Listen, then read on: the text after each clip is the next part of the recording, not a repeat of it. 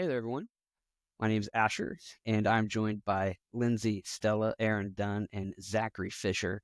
And welcome to season 2 of Common Christianity. And in this season, we are actually going to be taking a deep dive into just the history of the church. We eventually want to get to discussions where we're talking about, what's dividing the church today, but, you know, and how to unify it, but we really can't do that until we have a comprehensive, contextual lesson on, how do we get here? And so we are very honored and excited, and I'm personally very humbled that Zach has decided to jump in and to guide us through this. And he's really going to be the host of season 2 for the most part and helping facilitate these discussions. And so Zach, again, welcome to the podcast. We're so grateful for you being our intellectual and spiritual Sherpa through this. But before I get a little bit carried away, how are we all doing tonight? The Monday. It's a Monday. That's Yes. for sure. Taste That's of the for sure. Mondays. Oh, for sure.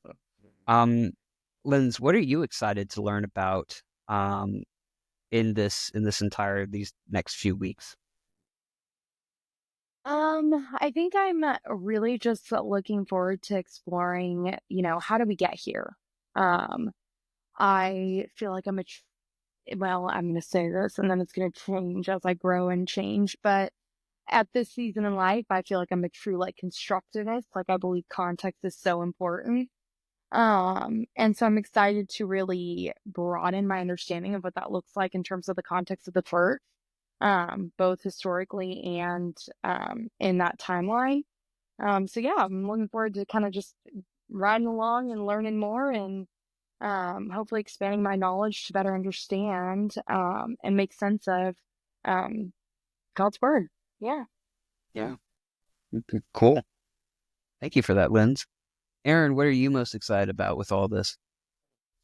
I'm excited just about all the interconnected details between each steps in history, and just kind of hearing those unpacked. My mind kind of works backwards, so I like to kind of reverse engineer things. I always kind of start from the end and go backwards, which is not always good because talking that way doesn't work, but but just trying to examining the history and kind of like Lindsay was saying, is just seeing how we ended up here and just having a real, genuine, honest understanding of those reasons and seeing it from the perspectives of those who came before. And, I think that's a very humbling thing to witness and try to understand, So I'm excited. For sure. For sure. I think for me personally, I can echo both of what you guys have said. I think my big thing is, how did we get so divided? I think is a question that has haunted me for a very long time. And I think it's a big instigating point of why I started this podcast or why I felt the Lord was calling me to do this. And so I think to get a better sense of what the answer to that question could be, seems incredibly satisfying, and I'm ready to jump into that. And then finally to Zach, who is like I said, our season 2 host effectively. What are you excited about for this entire season? To finish it.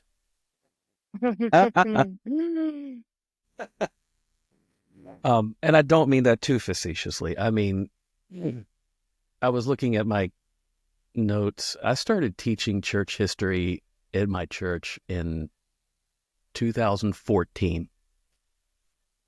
So I've been thinking about this subject or teaching it in some capacity for about a decade. And you'd think I'd be good at it by now.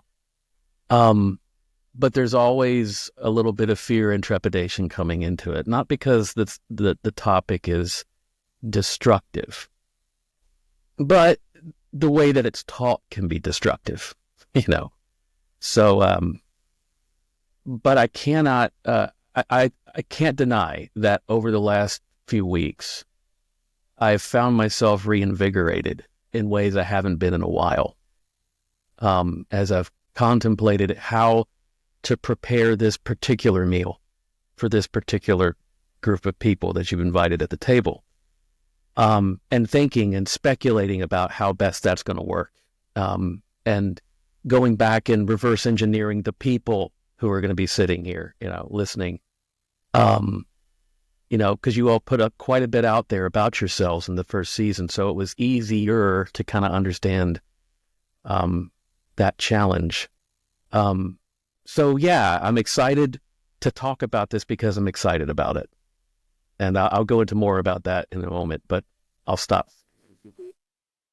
No, for sure. So Zach, why don't you share your screen, share your presentation, and let's get off to the races. I'll let you do your thing, and I'll get out of the way.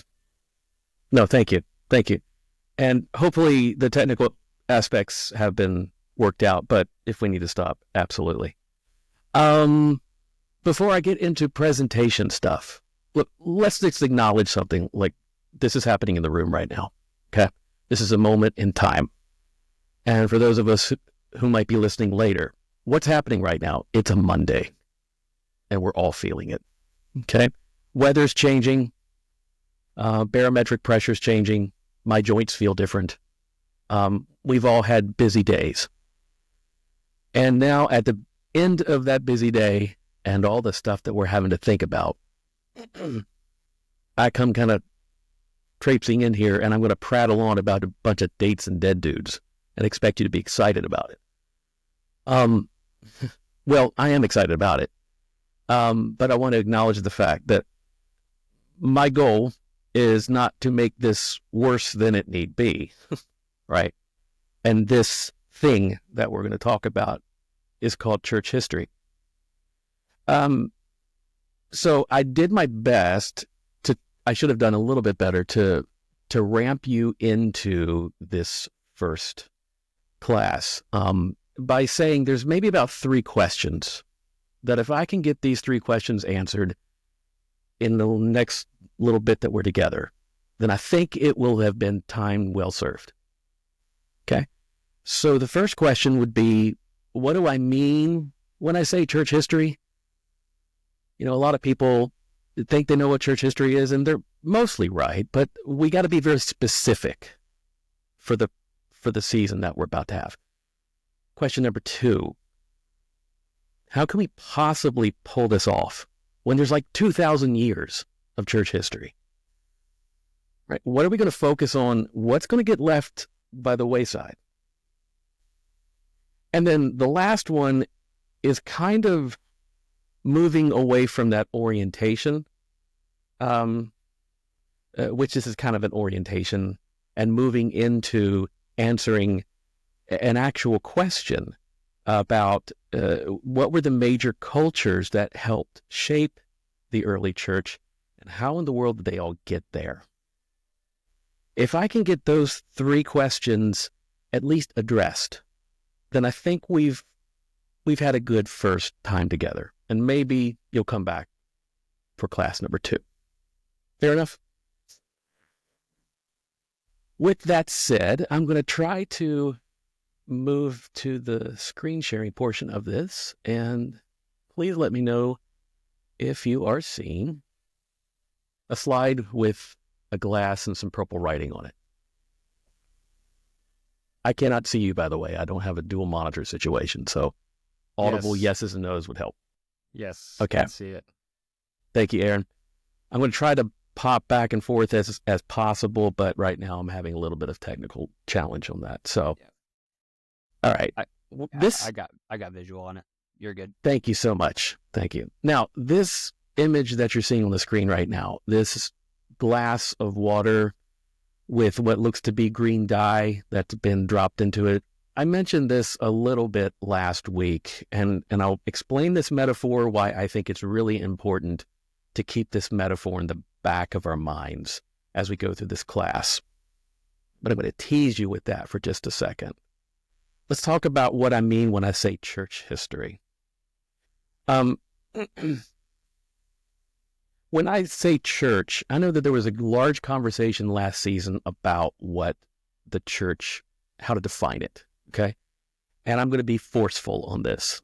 For the purposes of our conversation, church is going to mean the community of believers in Jesus Christ, who began as a sect within Judaism 2,000 years ago and has now become a global faith.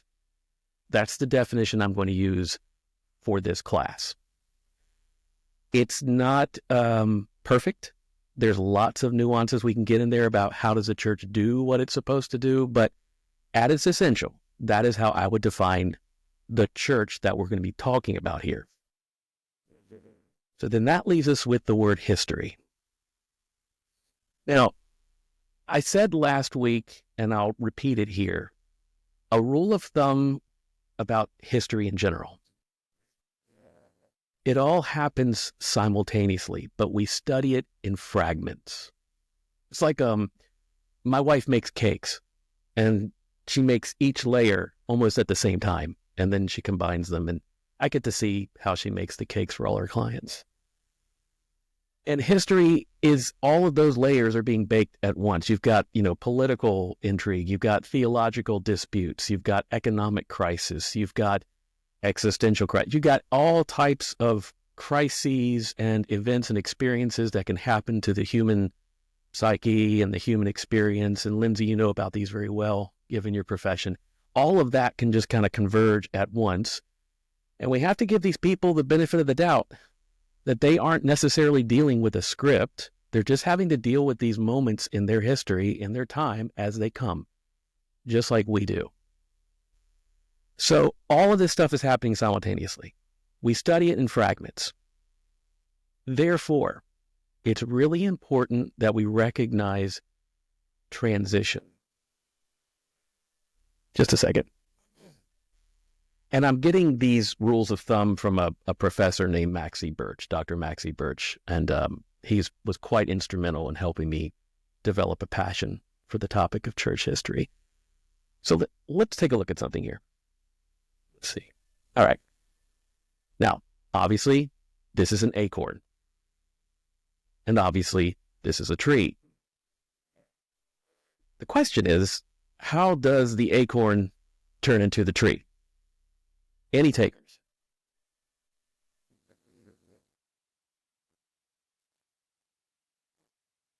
It gets planted.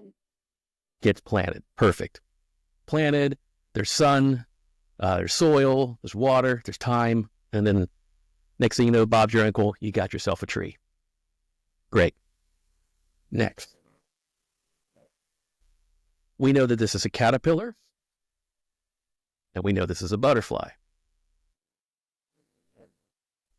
How does the caterpillar turn into the butterfly?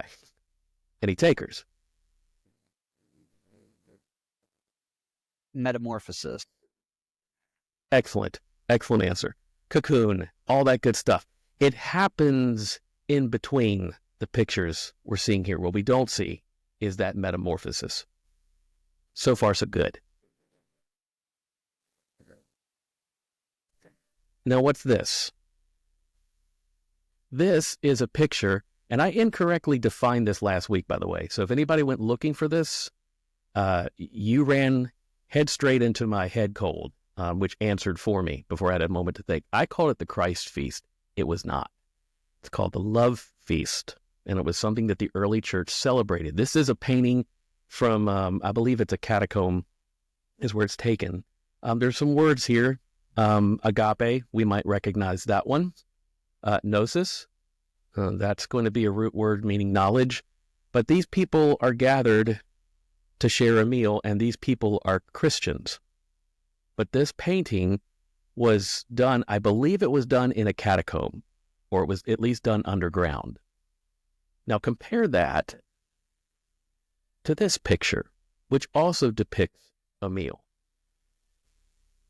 Now, exactly the date and the location of this, where it was taken, I couldn't tell you, but I can tell you what kind of church it was. The thing about it is that they're supposed to be the same. Well, we think. They're both Christians sharing in a meal. And one is obviously way more, has a lot more pageantry to it, a lot more um, protocol and decoration, and people are kneeling, and there's somebody presiding over it, and there's certain hand gestures being made, certain prayers being prayed, and everything that you see in this picture here has some kind of symbolic meaning that traces itself to the experience of being the church. But that metamorphosis, like you mentioned, Asher, how these two are connected, what happened in between the two, is a little bit harder to answer unless you know something about church history. Now, the thing about the love feast, and I was wrong about this for several years, and then I read something and it corrected me. The love feast actually wasn't communion. It was actually something that the church did on what they called the 8th day of creation, which was Sunday, but they treated Sunday as if it were the 8th day of creation, a new day. And that's when they would partake in a meal. And I think they would sometimes invite outsiders into that meal, and that would be, maybe like an evangelical thing, but I don't want to overemphasize that. The point is that it was easy to mistake that meal as being communion, but in fact it wasn't. So if you're not careful, you can misdiagnose what people were doing a long time ago unless you have somebody to help you along the way. And that person should be me. So I was corrected, and ever since then, I corrected the slides, and here we are. This is a picture of a lady named Perpetua. Now, Perpetua is in the middle of a Colosseum, and she is about to be killed. I want to direct your eye towards the fact that she's holding the blade. She is not trying to push the blade away. She is inviting it. She's welcoming death. And she's being killed by the state, who sees her and her people as a dissentious group, a political, superstitious, atheistic club that's going to undermine the empire. For her, this is one of the highest acts of devotion, if not the highest acts of devotion that the early church could experience. Compare that then to this image. In this image, about 1,000 years later, we see a Christian as the state, as part of what is known as the Holy Roman Empire. And they are invading, or I shouldn't use the word invading, they are on a crusade to defend Christians in Jerusalem. And this Christian is holding the weapon. What unites this Christian to Perpetua, let me erase all those. What unites both of them is that they both believe that they are participating in an act of high Christian devotion. Whereas Perpetua thinks that by being killed, it is effectively the same as baptism. This particular Christian soldier is thinking that if he kills, that is, if he defends, then it has the same effect as remission for all of his sins. And the question is, how in the world did those two things, how did they happen? How did those ideas transition? Because they would seem to be very, very opposite, and in many ways they are. But both of them would say that they are Christian.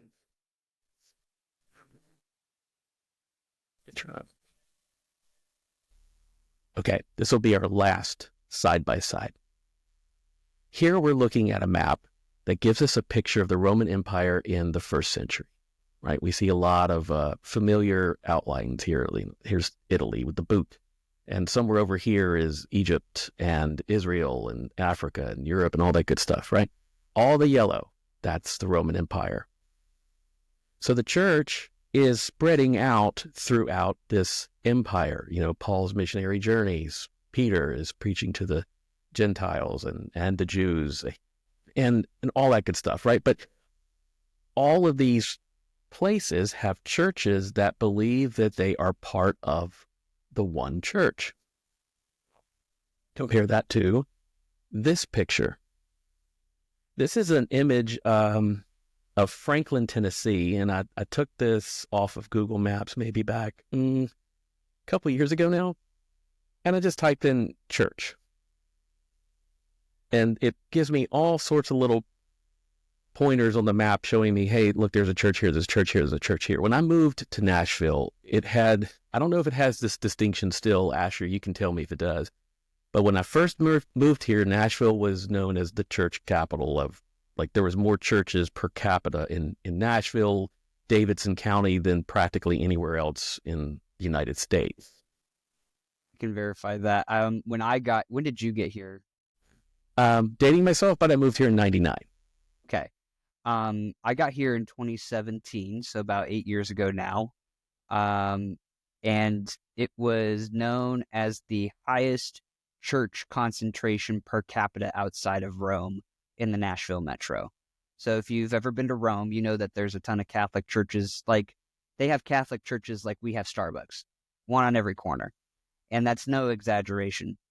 But without getting too long-winded, when I came to Nashville, we were known as the most churches per capita outside of, the Rome metropolitan area. So we are very much a church-saturated area here in the Franklin, Nashville, Murfreesboro, Columbia metro area. And Fort Worth, where Lindsay's at, in that kind of metro as well, they're also highly saturated, although not as much as here. So, yeah. So we get the prize on that one. Just barely. Then Asher, that along this stretch of 31, and I'm tracing right about here. This may be a starting point around where the church I go to. If I drove from that location and just took this road into Franklin and then took 31 almost all the way up to maybe right about up here, just about where I would be getting on the 65. One day I just drove that and took note of took note of the denominations that I saw along the way. And I saw Catholic churches, I saw United Methodist churches, Baptist churches, Assembly of God, Eastern Orthodox, liberal Protestantism. I saw almost every stripe of Christianity, major Christianity. And then, that's just what's on this map. If you go into the house churches, if you go into the more rural areas, even more rural, you're going to get way more. There's, Church of Christ, not too many here, but it's just almost baffling the array of denominations just on one road. And this road, if you think about it, in early 2,000 years ago, somebody may not have ever even traveled beyond 20 miles from their home. So this is just like a commute for us. And along the way, we pass by just oodles of different denominations. And the question should be somewhat obvious to anybody who's visiting is, okay, well then how in the world did that happen? How in the world did we move from having a church that saw itself as a unified whole covering 330 million miles, which is the size of the Roman Empire? By the way, this isn't Christianized Roman Empire, but just had a self-conception as we are one. And then 2,000 years later, we are so fragmented, it would seem, that we've got Starbucks Christianity. And that's kind of unique to America, I would say. Although, Asher, you brought up a great point. You go to Rome and, Catholic churches aren't necessarily maybe competing with each other at a doctrinal level, but boy, there's a lot of them. I'll say this as far as the difference between the country and the city, because I think that's an important distinction here as well. You just said that there's not many, we're in a very odd and new time in human history where, 20 miles is a commute and it's not a lifetime of travel. And I would say, for the country, it's a lot easier to have a bunch of churches, spread out like this, like every so many miles and in traditions. I'll say this, Rome, and I don't know how this just sort of clicked in my ADHD brain, I don't know, my TISM brain perhaps, but but Rome and New York City have a very similar culture where the community is self-contained within a matter of maybe 1 to 4 blocks. And everyone that that's really close to you in your life is really within about, a square mile still. It's just maybe a lot higher up and it's built up. Whereas for here, it's a lot more spread out at the same time. So it's like, I don't think, when you say I don't think they're competing with each other, I wanted to say all of that to agree with your premise, because I think there are a lot of neighborhood churches that happen to have a lot of people because of the nature of the city that they're in. There's a lot of neighborhood churches in New York that happen to have a lot of people by the nature of the city that they're in the sense that they're very built up or they're densely populated. Whereas here in Franklin, we got a little bit more elbow room to work with, which is why I think we see so many more within such a small amount. But still, per capita, I think we do have the highest outside of Rome. Which, all that to say, I don't think they compete with each other the same way. Yeah. And I imagine, and I just switched my screen, so now I can finally see your beautiful faces again. And I can see that you're all awake. So I did my job. The thing that I don't want to bury the lead too much, but I don't want to give away too much either. What you are seeing here is a different approach to Christianity that is separated by not only 2,000 years, but also separated by geography. You'll hear me say this again. When Christianity comes to America, America provides something that was not available in the old world, and that was time and space to create whatever you wanted. America has created somewhat of a laboratory for religious experimentation. A little bit of this, a little bit of that. And many of these denominations, I mean, I don't know what the rubric looks like, but there's something that separates those churches from one another. They certainly haven't, combined to create a super denomination. But there's reasons that they split and they decided not to join up with another church. That entrepreneurial spirit of America joins with our sense of religious devotion and creates new kinds of church experiences with different emphases. I won't go too much farther than that. That's much later, but I just want to highlight here the fact that if Paul were to visit this map in Franklin, I imagine there might be some letters written. Now, what those letters might say, what he might complain about, he would probably complain about the same things he complained about in the church in Corinth, which was, you got a lot of problems, but they all stem from one problem, your lack of unity. Right. Yeah. Yeah. I think I've had many, if you go onto Twitter, just to add this little quick joke here, but many a person, whenever something happens within the church, that's just kind of a shake your head moment or a facepalm moment. They're like, we'd be getting first, second, and third Americans as letters. Yeah. So there'd be a whole other testament. No, practically. for sure. Or my favorite meme, if Paul saw this, he'd be writing a letter, a long one. So, but no, and I think it's, just to say this as well, I think there's a lack of unity, and that's a huge thing that I'll be kind of touching base on a lot. But I also think it's, unless we get to the part, I think maybe a little bit later in the season, and we're a little bit more contextualized, I'm not even in the place where I feel like I can, what would you call it, a pass judgment from a student standpoint to say, oh yeah, they'd be getting a letter per se. I don't feel like in this context I could definitively say that. I think it's funny meme, but I think we could I don't know. I'd rather downshift for now before presuming that kind of judgment or anything like that for now.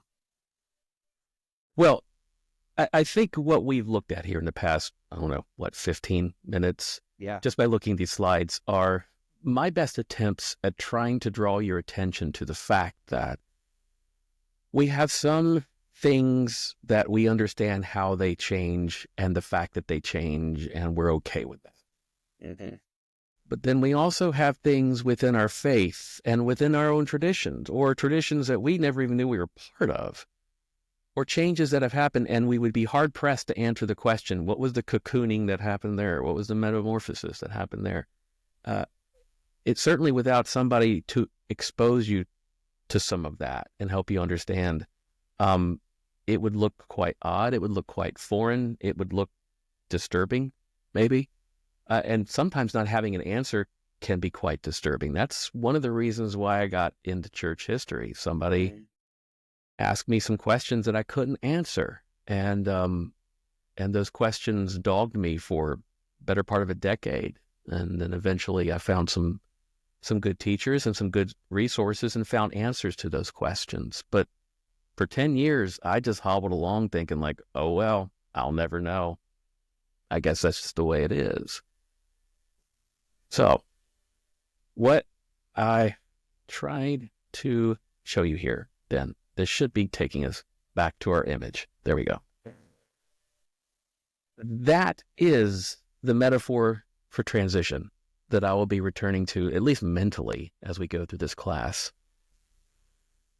I described that a little bit to you all last week as you got this glass full of what ostensibly is water. We got something being added into it. And there's a container that's holding it. The challenge of history, however, is to answer this question. Obviously, we're looking at something in the state of transition. Okay? Question is what we're looking at, is that a good thing? Or is that a bad thing? Or is it like we don't know yet? If you look at that picture that I'm showing you there, and I said, this is a glass of water. If you asked for a glass of water and I handed you this, you would say, this is a dirty glass of water and I ain't drinking this. But if you ask for some Kool-Aid or some emergency, and you saw me working on this, you would understand this as a work in progress, and you'd have no problem with it whatsoever. So when we look at history and we see these things that look like they're being added in, and we start seeing them float into the water of what we thought was the pure thing that came before it, oftentimes the way that we're going to react to seeing that is going to have a lot to do with the way in which we perceive that, the way in which and that's oftentimes rooted in our understanding. If it's immediately offensive, it might be because, well, there's a lot of reasons we could be offended by seeing something in history. There's a lot of offensive things to see. But when we see some things that look somewhat confusing, it's best to withhold judgment until later, because if you believe in providence, if you believe that God is acting in history, then sometimes this dirty stuff is it ends up being the right thing that should have happened. I don't hold to a view of history that is so secular as to say that history only happens because, people are in it. The people are the only thing that ever create history. The decisions that we make and the things that we build or tear down, the wars that we start, the peace accords that we sign, those are important. But there's an element to history, and we're especially sensitive to it when we talk about church history, and that is, what is God doing in all of this? That's a question that we're trying to ask as we look at this stuff. So when we look at the water, when we look at the glass, when we look at the green, we are right to ask the question, God, what are you doing there? What are you creating? Is it dirty water? Did we put the stuff in here, or did you allow the stuff to come in because you have a bigger idea in mind? Mm-hmm. It's also important to consider the container. The container can be something as obvious as geography. The Roman Empire had borders. Some of those borders went up to the ocean, Other borders, they were like, they went up to the Rhine and the Danube River, or, mountain ranges in North Africa. In other words, there were actual geographic features that put blocks around, this thing called the empire.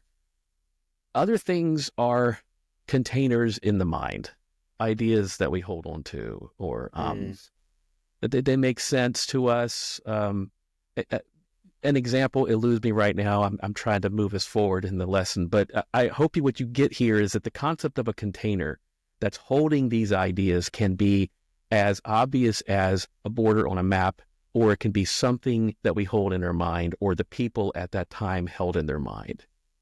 There are things that they believe that were absolutely believable to them, and we would go, that's unbelievable.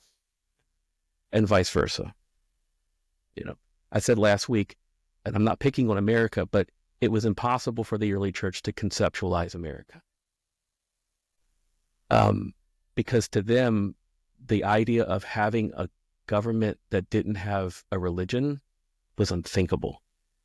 They couldn't think of a separation like that. They had to be together. So that's just an example of the types of containers that these ideas come into. Okay, let me take a pause right there. All right, I'll stop sharing my screen. Just kind of shake it off a little bit, because at this point we're about to move very quickly into the second question. But before I go, comments, questions, concerns?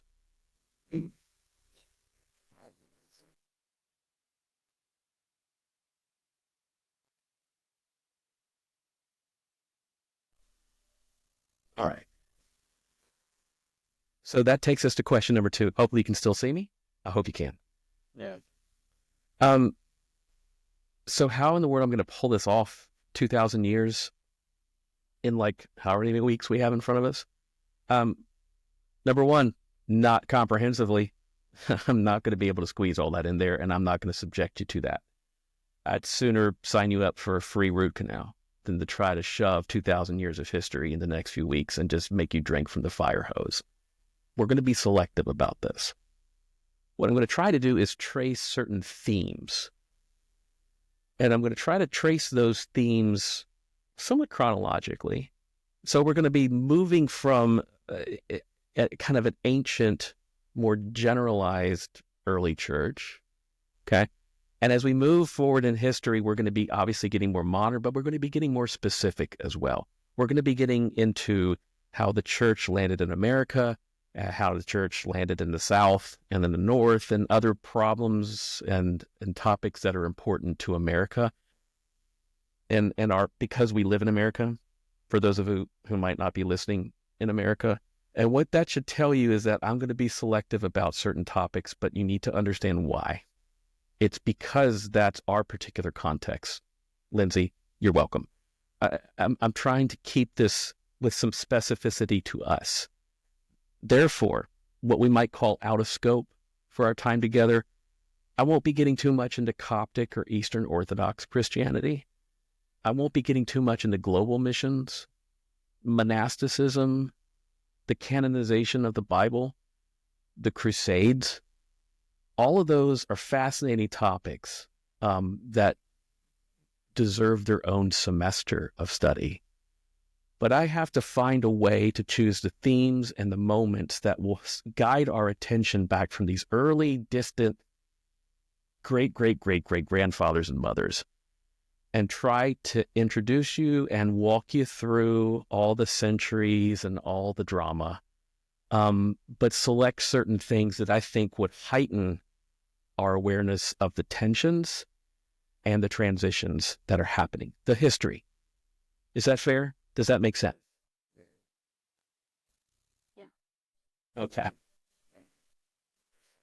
All right. So we've talked about the church. We've talked about the history. We know what the church is now. We know what history is now. We know how we're going to kind of squeeze this all together. And the themes that we're going to be looking at over the next few weeks, just to give you an idea, include things like suffering, heresy, the church's relation to power and politics, the Reformations, that's a plural, not a singular, America's religious marketplace, because it is, And how did that start? That's an interesting one. This one, got to talk about it, American slavery. Because that, if you want to talk about unifying, dividing, that had a huge impact, and the ways in which Christianity was used to defend and to deny it. I think we have to look at that. It's paradoxical, especially, in light of what's happened since. We got to look at doubt. We got to look at the things that where Christianity began to play around with some of the new ideas and started jettisoning some old ones. The church in the nuclear age is just a fancy way of saying, hey, the church in the 20th century. What kind of a church do you have when you have weapons that can kill more people than if you've ever been able to in the history of the world? What does that mean? We move into the church today and the church tomorrow. We speculate a little bit when we talk about tomorrow, but today we kind of understand some of the things, and that might be a good transitional. I would treat that one more of a taste as to some things that Asher has in store for us in season 3. Okay. So it's not going to try to bury the lead, but again, not trying to be comprehensive either. We'll all have a lot to say in that one. I'll take a step back and let other people have the floor on a lot on that. And then, we'll move it to, I think by that point, we're looking at live stream stuff. So those are the types of themes that I think would help us understand the transitions that the church has walked through in the last 2,000 years that has led it inexorably to our doorsteps, our particular doorsteps, our doorsteps in Antioch, in Franklin, and Spring Hill, Tennessee, and Fort Worth, Texas. And that's how Christianity darkened your doorpost. And there's a lot of people's names associated with that who lived their faith out and handed it down. And then my job is just to introduce you to them and talk about the world they lived in. So far, so good? All right. Now, I'm having to do some audibles here because I'm finding that the presentation isn't working quite as easily as I'd hoped. So I'm about to go. I'm not going to be able to see you all for a little bit here because we have to move into the final part of our journey tonight. And that is understanding who these major players are when I talk about the early church. And by the way, early church, first 500 years. That's just an easy way to think about it. Other people argue about it differently. That's fine. I just want you in your mind, just think in 500-year increments. The early church is the first 500 years. The next 2 increments, the next 2 quarters in the football game, that 1,000 years, we'll call that the Middle Ages, medieval church. And then the last 500 years that we've been living in, we could call that the modern church. We can call that late. There's a lot of other ways that era gets sliced and diced. But again, trying to keep things simple, just 4 seasons, 4 quarters in a football game. Your first quarter, early church, 500 years. Okay? Mm-hmm. Would somebody be willing to read something from the Bible so that I can get a drink and then I can hear someone else's voice? Lindsay, thank you. Would you be so kind to read Luke chapter 2, verse 1 through 6? Luke 2, 1 through 6. Yeah. I'm old-fashioned with my paper Bible. Sorry, guys. I love it.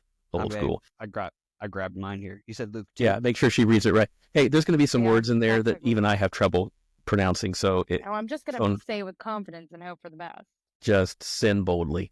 Do it. Okay, Luke 2, 1 through what? Luke 2, verses 1 through 6. All right. You ready for me? Go for it. In those days, Caesar Augustus issued a decree that a census should be taken of the entire Roman world. This was the first census that took place while Quirinius was governor of Syria, and everyone went to their own town to register. So Joseph also went up from the town of Nazareth in Galilee in Judea to Bethlehem, the town of David, because he belonged to the house and line of David. He went there to register with Mary, who was pledged to be married to him and was expecting a child. While they were there, the time came for the baby to be born. That's 6, right? This is a so unrelated side note. Our Christmas tradition is to read this before we do anything. Like, that's like the first thing we do as a family. And so I'm like, man, it's like Christmas time. So let me ask you, wait, before you did anything, was that like opening the gifts or was that decorating? Opening gifts on Christmas morning. Like, Oh, Nice. That's on so cool. Christmas I morning, love the that. first thing we did. And it's super fun. I made, again, total side note, and then we'll get back to learning. no, I like it. My husband and I, one of the first years we were together, we were supposed to go home to California. We both got COVID. So I made him read it to me while we were by ourselves in our room before we like went out with the family. I was like, "You're gonna read this because this is what we do." Ah, I have a picture of him like with bedhead, just like with a Bible in the middle of the room, just the two of us. Put But that in a wooden frame. tradition. Put that in a wooden frame. That's art. that's absolutely beautiful. Love that. What I love about that story, Lindsay, is that you highlight the fact that what you did there is, I think, something that is that we have in common, to use that word, with those who came before us. You know, while our Christmas celebrations may be different, that type of tradition, we do this because this is what we do. And if we don't do this, then it's not as special as it would be otherwise. You know, and finding ways to remind each other that God's in the middle of this, and especially the use of Scripture. That right there is something that we have tremendous continuity with when we look going back even as far as the early church. How's that for a segue? Yeah, I love that story. I love that.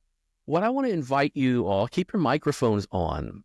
There are a total of 3 cultures that are represented in these 6 verses. Can you spot them? Just shout them out if you Roman. see them. Romans. Roman Syrians. culture. Syrians, you know, I didn't think about that. Now, I think Syria would be part of the Roman Empire at that time. But that's Gotcha. a Could be good point. Persian. Yeah. Persian, all right, that's Persian, Assyrian, that kind of. I'd say, where are you seeing Persian? Well, oh, sorry. Just a moment. It'll come back to you, Lindsay. Asher, you were saying? well, I mean, just people from that area. You know, you have the Persian Empire and things like that. That was, Iran, Syria, Jordan. All of Mhm. those areas were kind of, the cradle of that civilization in particular. So you could have I some was gonna echoes say, of that. sorry, I don't want to cut you off, Asher. No, I you're would say good. No. Roman, I would say Jewish, and I would say maybe if I was going out on a limb. Yeah, I'm not gonna go out on a limb yet, but those are my 2 that I'm gonna stand with for right now. Okay, so far, I've heard great answers and great defenses of those answers, by the way.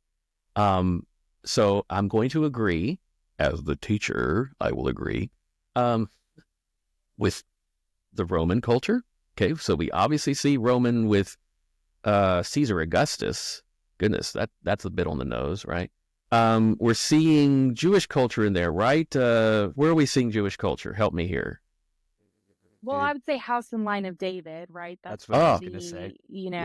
That's kind of where I would, quote unquote, argue. I'm not going to argue Mhm. because I don't know enough about it too, but that would be the No. evidence behind my thought. Huh? Excellent. I'm not going to, Asher, I'm going to respectfully receive your response of Persian culture. I would say I don't necessarily see it. However, I'm going to think about that one because that would introduce a 4th one, and that's not a problem at all. But there's a 3rd one that I'm particularly thinking about, and it's a bit tricky. It's Be the time, excuse me. like the timeline. The era, the culture of the era. Okay. Let me be a little bit more specific. Great clarification point. Let's think of cultures here, not so much chronological culture as so much geographic So culture. Galilee? Galilee. Okay. Or Maybe let me put it this way. Nazarene? Well, I think those are going to fall within the context Jewish. of the Jewish, Yeah. yes. Although, Roman Empire having taken over, but you were going to go out on a limb on a third one, Lindsay. Was that the time one? That was my time one. That was your time one. Okay. 10 more seconds. Any other guesses for the third culture before I I give don't you the know. Aaron, you haven't guessed anything yet.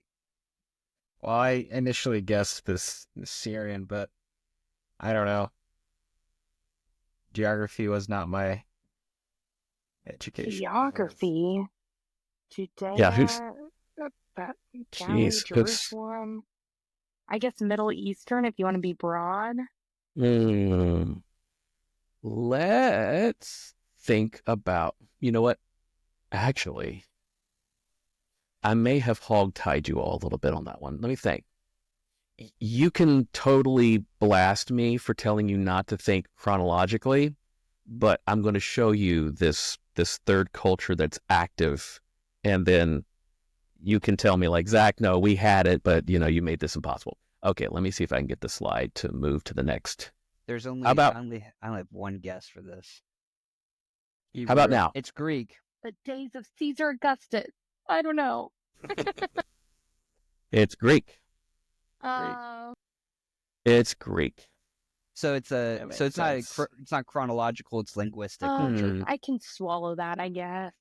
Yeah, it's a linguistic artifact of a culture that definitely has had some impact. All right. So maybe I was being a bit evil. Yes, evil.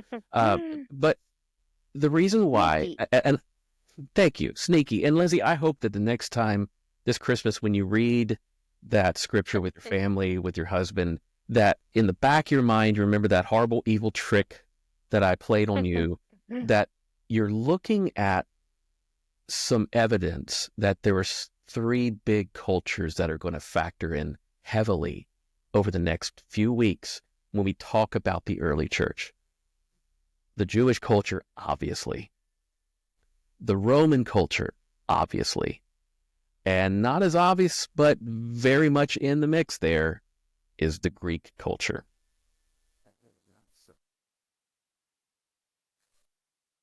See if this'll, all right? So the transition that I'm concerned with is, how in the world is it that none of us today, I think, are necessarily, well, no, I'm going to say it differently. There are people who are sensitive to this fact.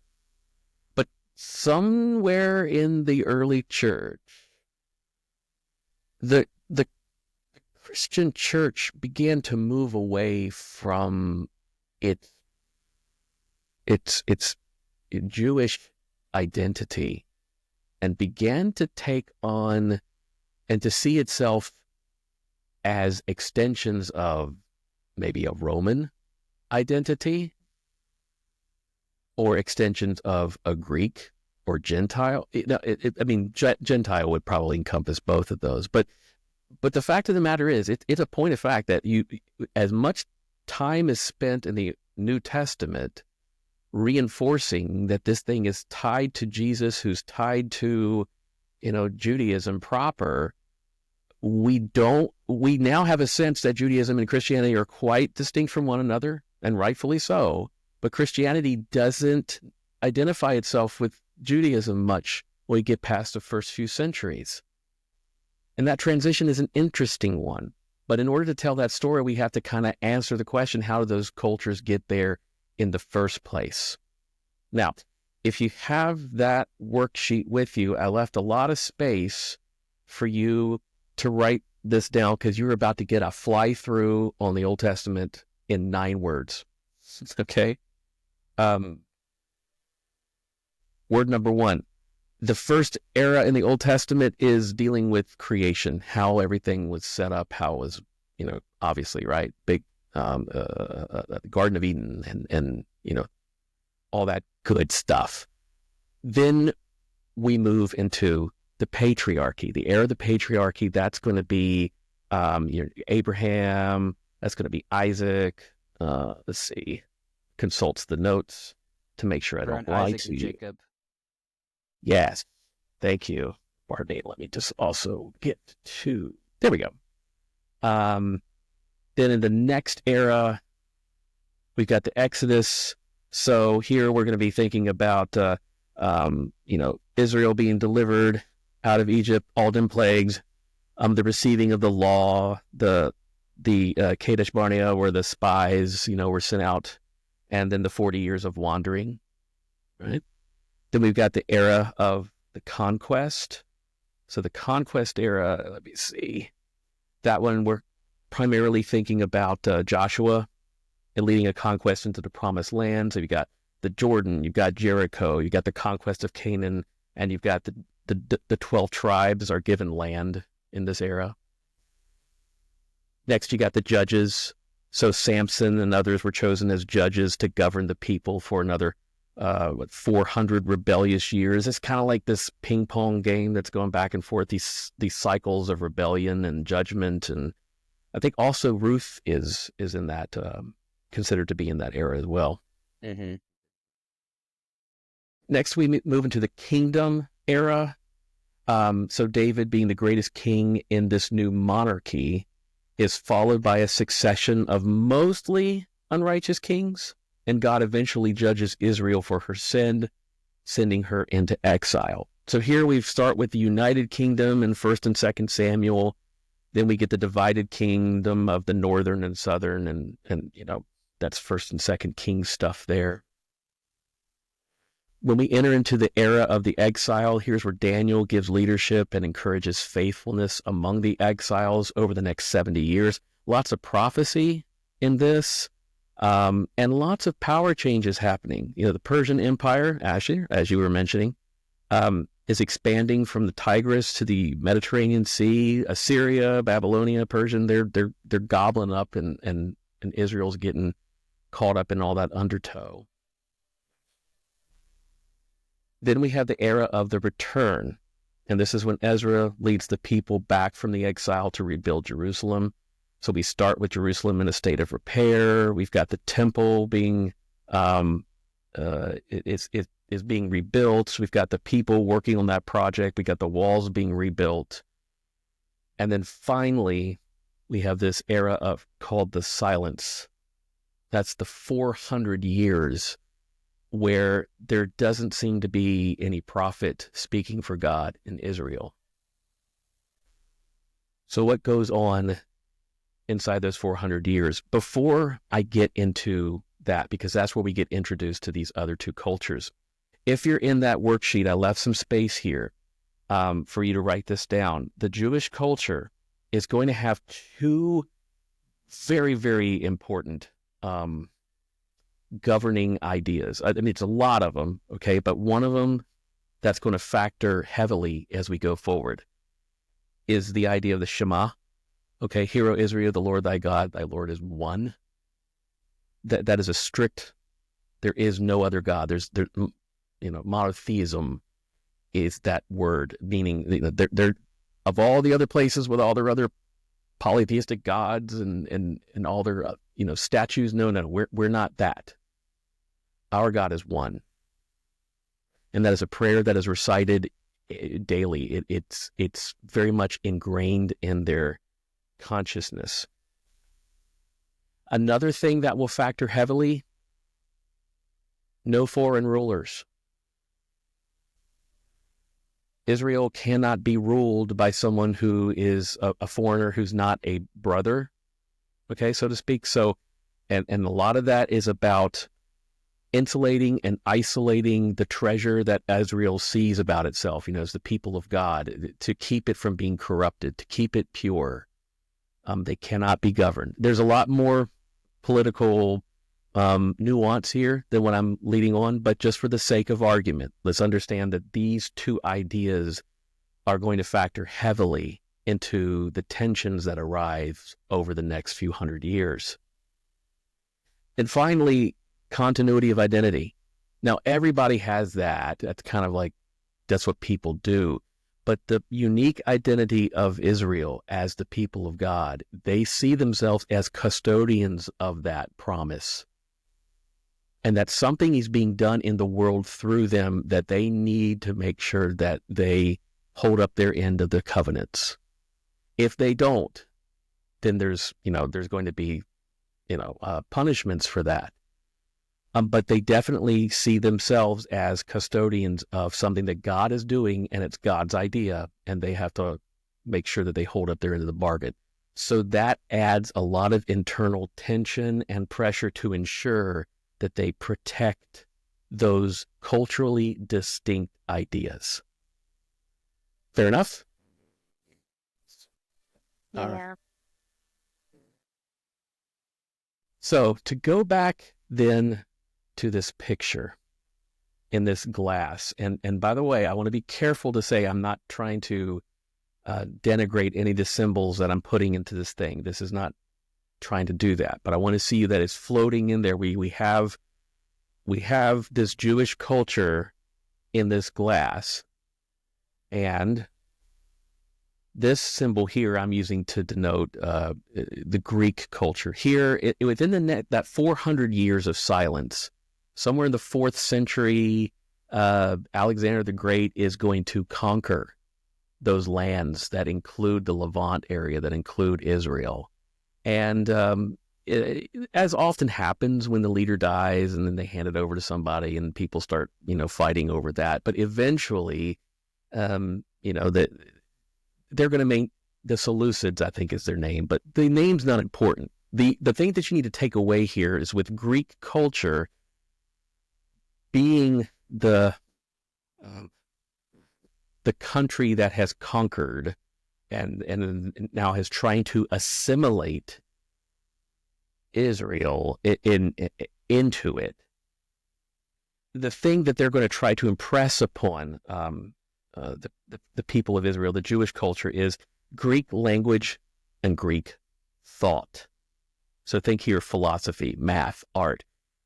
Greek culture was very proud of their culture and what they had accomplished in their thinking and in their architecture. They just saw themselves as the superior culture. And so when they took over another tribe or another city or another whatever, it was their practice to assimilate the culture and to replace the culture.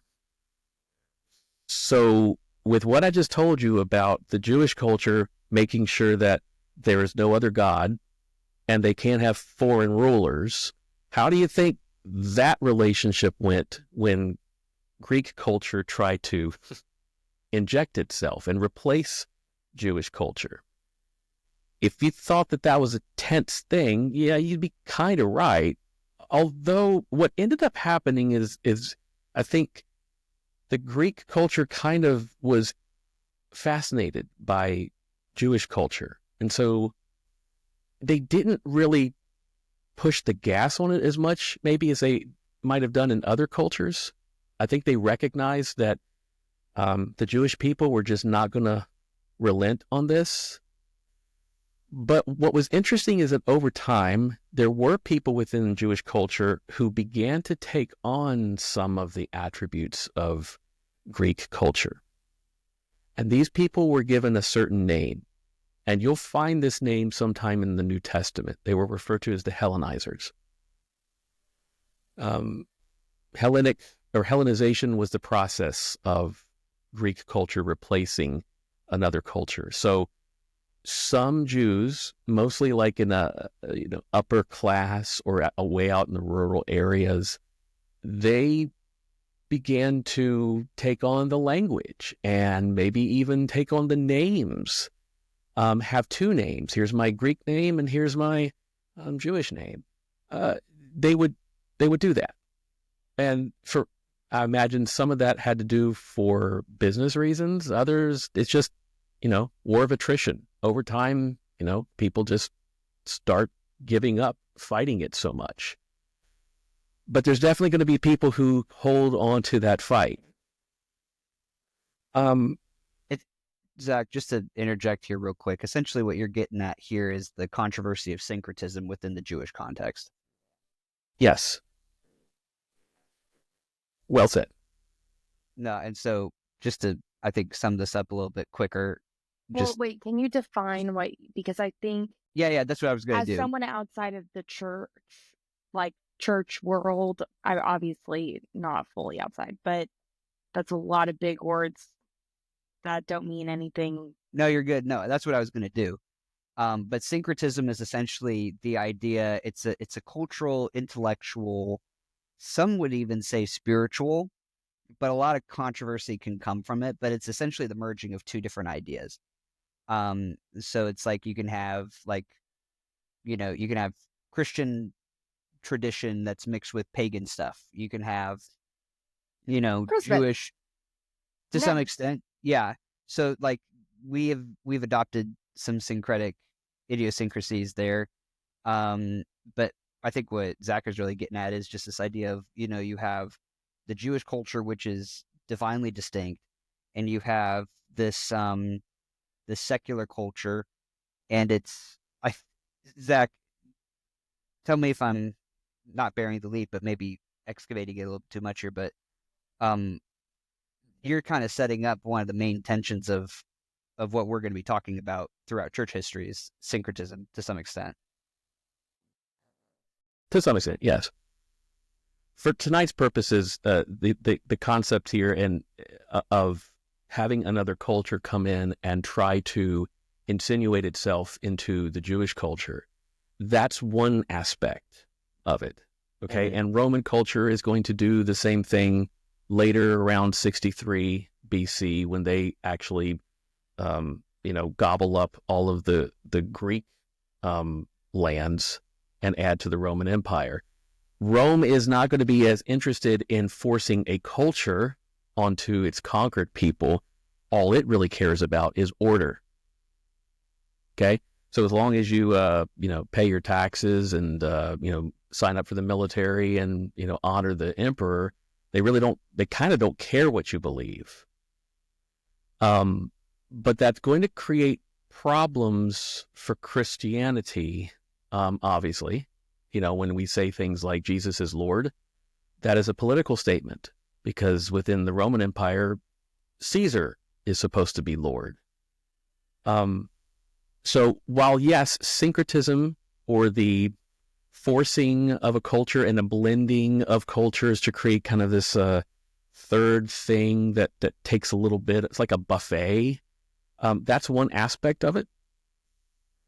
But what's going to be particularly problematic for Christianity is that Christianity is coming out of Judaism. It's a sect within Judaism. So Christianity sees itself as a fulfillment of messianic prophecies. Well, for those who don't buy into the Christian message, they're seeing these Jews as somebody who's betraying the national identity. Rome isn't going to care about that too much because they can't tell the difference between a Christian and a Jew. They just think they're all Jews. But once, and I'm skipping ahead here for the sake of time, point made, point received, the fall of Jerusalem in 70 AD, when the temple is destroyed, has the effect of forcing Christians out of a particular geographic location. We no longer can, look at Jerusalem, at least at that time. We have to go out into the empire.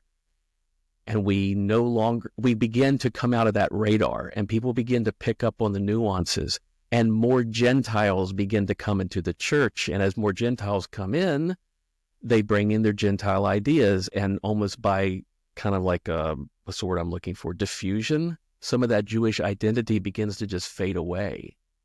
So the point I want to make here is, over time, our Christian faith really is a lot of these Jewish impulses, Greek thought, and Roman order that have come in and have colored the water over the first 500 years. We will see evidence of that in the next few weeks. But that's going to create tensions. And so I just want you to think, as we see those those types of colorations happening in the water. Withhold your judgment for a moment. We may not be dealing with dirty water. We might be dealing with Kool-Aid. We might be dealing with something that's providential. But that's a topic for another day. So with that, I'm going to stop, and I'm going to stop sharing my screen, and we can move on to the next part of our evening together. Cool. Just for those who may have, because we'll have the worksheet available in the description, things like that. What were the other couple of blanks that we didn't go over that you jumped over? Oh, sure. And this is just a bad time management on my part. No, you're all good. It's the first episode. We're all good. There's only grace Yeah. here. Last Supper, I always like to point out that if we ever get disturbed by the fact that there's arguments happening within the church and that people are disagreeing, I just want to remind everybody that during the Last Supper, I mean, the disciples were actually sitting with Jesus, and Jesus was revealing who he was to them. And you would think, oh, they would have gotten that right. But then you read like a couple verses later, they are arguing about who is going to betray Jesus, because Jesus says, hey, one of you is going to betray me. So they're starting to argue about like, wait, who's in, who's out, who's a betrayer, who's faithful. And then a couple verses later, they're arguing about who's the greatest. In other words, when I look at history and I see all these like, bad stories about people being quite petty, I'm just reminded, look, you go back to the Last Supper. We were there with Jesus Christ himself, and we still found a way to be petty. So, it seems to be a feature of the way of what we do when we get together and we try to be people of God, hopefully in the presence of God. So that Last Supper blank is who's in and out, who's up and down. That's something that we will see continuity in the church. Pentecost is the church's birthday, obviously, and I think that would go without saying, but the fall of Jerusalem in 70 AD. And then that final little statement there is the sins or the values of the culture can often become the sins and values of the church. And we will see that, across 2,000 years. We will see how culture will bring in import its values, and the church will wrestle with that and ask, okay, can we support that? Is that good? Is that bad? And we're off to the races, like you say. Yeah. No, for sure. I'm glad I asked about those blanks. Let's jump in. Quick pause. Aaron, are you good to maybe hang on for 5 more minutes after this? 5 minutes, yeah. Okay, then let's get going. And 3. So, Aaron, I want to get you in on this. What do you take away from all of this, from this kind of syllabus history lesson of sorts, this general overview? There's a lot, like a bubbling broth in my mind. Just, the amazing flavors of soup that you put together. It was delicious and a warm meal. But some of the thoughts that I have is that's just kind of like opening my mind. Is like I really like when you use the acorn and the metamorphosis example, and I thought about that for a little while. It's like those examples are what's interesting about those, comparing it to the church. Like, how do we get here? Is like with the acorn and the tree. That is something that is a reproducible expectancy. You know that when you plant this and caretake for it, you can actually expect a tree, right? Same with a caterpillar. When it goes into its cocoon, you can pretty much expect it's going to turn into a butterfly. Those are good examples of reproducible expectancies that you can rely on. Whereas the church history, there wasn't an exact expectancy of how it got to a certain place. It's almost like,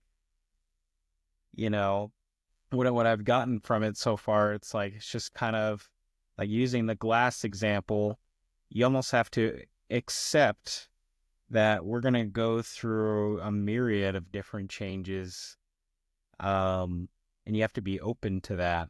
Like, not any one point in time was considered really a bad time. It's like God has used all of history and has kind of accepted it where it's at.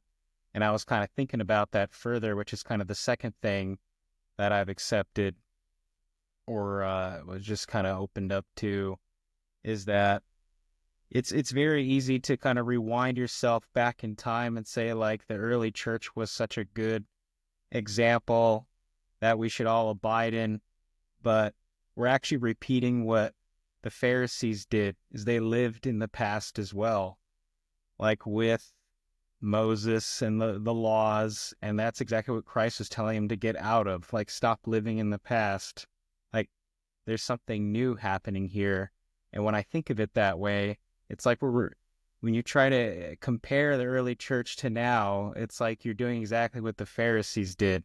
And it's like, look, God is seeing it at all points in time, and he's using the Christians that are today, and the history that you're living now is just as good as it was then, you know? But because God is using it, you know? And so that's kind of like a very summarized kind of perspective that I'm seeing right now, and kind of connecting some of these dots that you've unpacked. So thank you. Sure. I love it. Lens, what are you seeing in all of this? How are you taking it?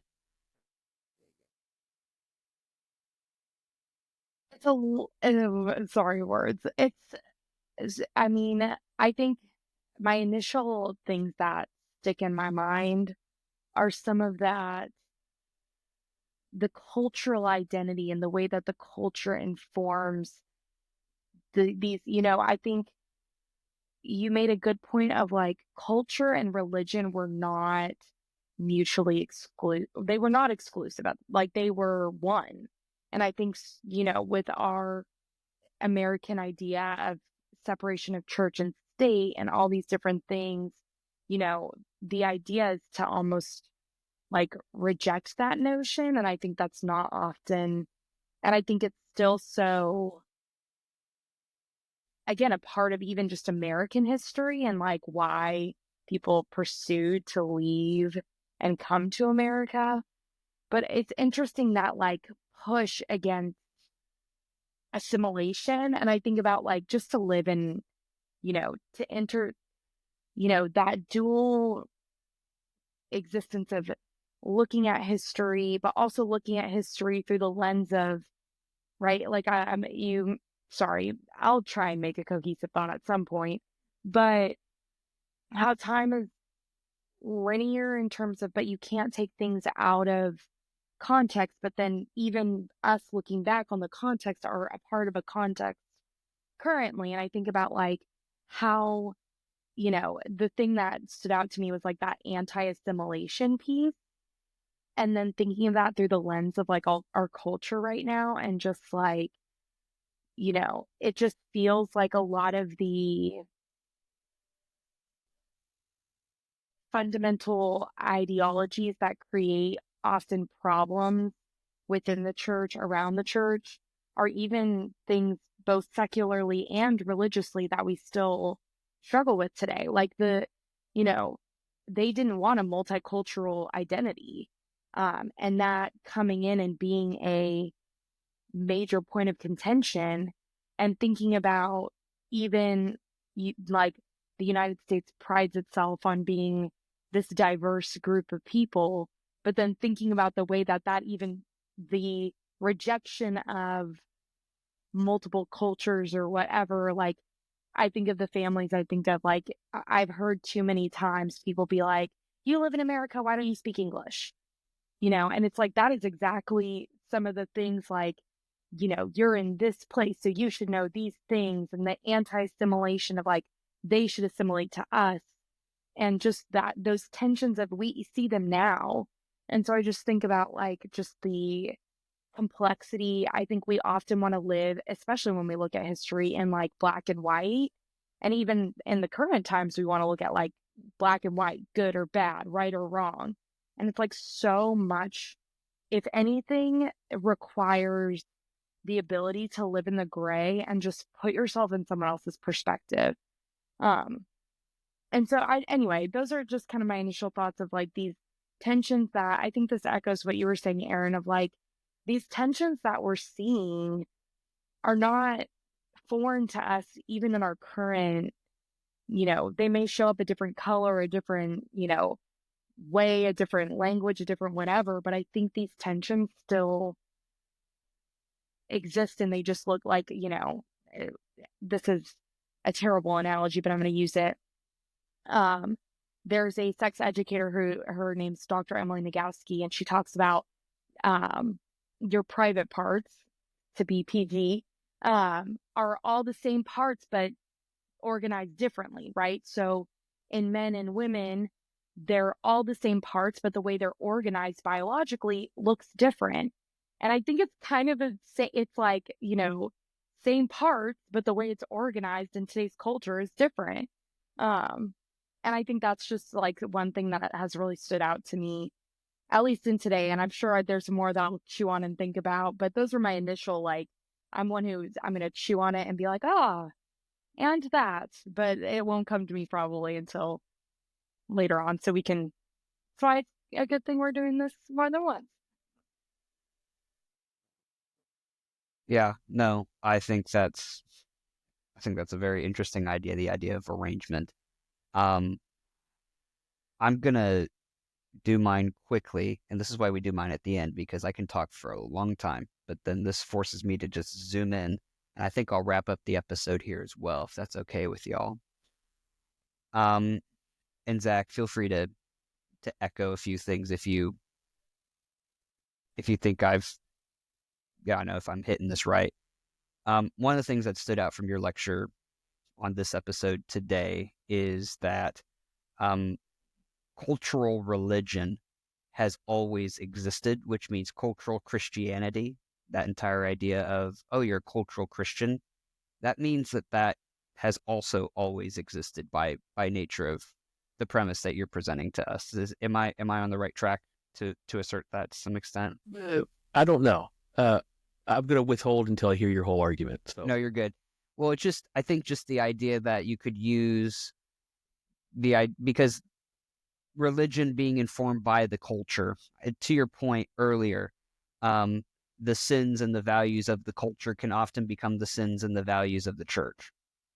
And I think if you look throughout all history, that is true of most religions, whether they are deeply integrated with culture, like the Jewish culture and the Jewish religion, or they are ad hoc and potentially independent, like the Christian culture can be as well.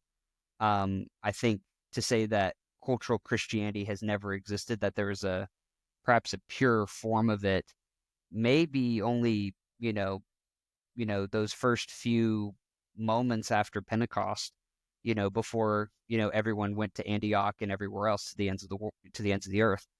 And I think there's something interesting about that. I think like the church in Lubbock, Texas is going to be a lot different from the church in Tampa, Florida, or Nashville, Tennessee, or Rome. And I think there's a part that makes it, distinct expressions of the church where division is more nuanced and more distinctive and not along such abrasive lines. But at the same time, I think perhaps we've turned that beautiful word and that beautiful concept into something that's a little bit more of a skewer and an ad hominem attack against the character of certain people, when Christianity is going to, take on the flavor of the container it's in. The second thing I would just say, I find that people who make statements like that, I oftentimes interpret that as a code. That's their way of saying, I got this right, and you don't. Right. And it makes me think that the church has one of two problems at the moment based on your premise. This is how it reframes the conversation potentially for me. I think you have a lot of churches that are auditioning for state religion. And you have a lot of churches or Christian cultures within America that are looking to be superior and separate from the container that they're in. So they're either trying to overtake it and conquer it and infuse it and kind of be the driving force, or you have people that are removing it. So think, Seven Hills of Culture Christians and the Amish. To some extent, I think you could. That's one thing that comes to mind. It's not to say I'm right or wrong, but I think it's something that comes to mind as like a paradigm shift. I'm just saying what is being brought to the forefront here. I don't have any conclusions. I'm just saying what's here. The other thing on the part of culture is I always find that where the church started in the timeline was there's a God because you had the Roman road, which connected all people for the first time. You had Koinonia Greek, which connected people socially for the first time. You had this idea of citizenship, which was really introduced at the end of the Greek Empire, but championed in the Roman Empire.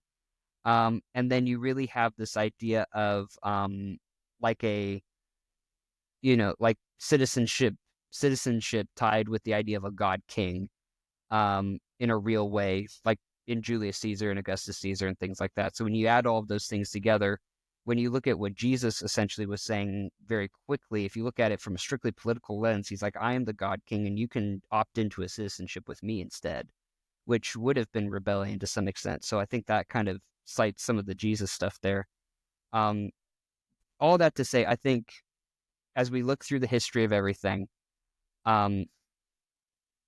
you've done a great job setting it up for us, and I think we have no idea what we're talking about, and we here on Us Three have no idea what we're talking about. We're excited to be led. So with that, that is the first episode of season 2, and we will see you guys on the next one. Hey, adios. Adios. Take care.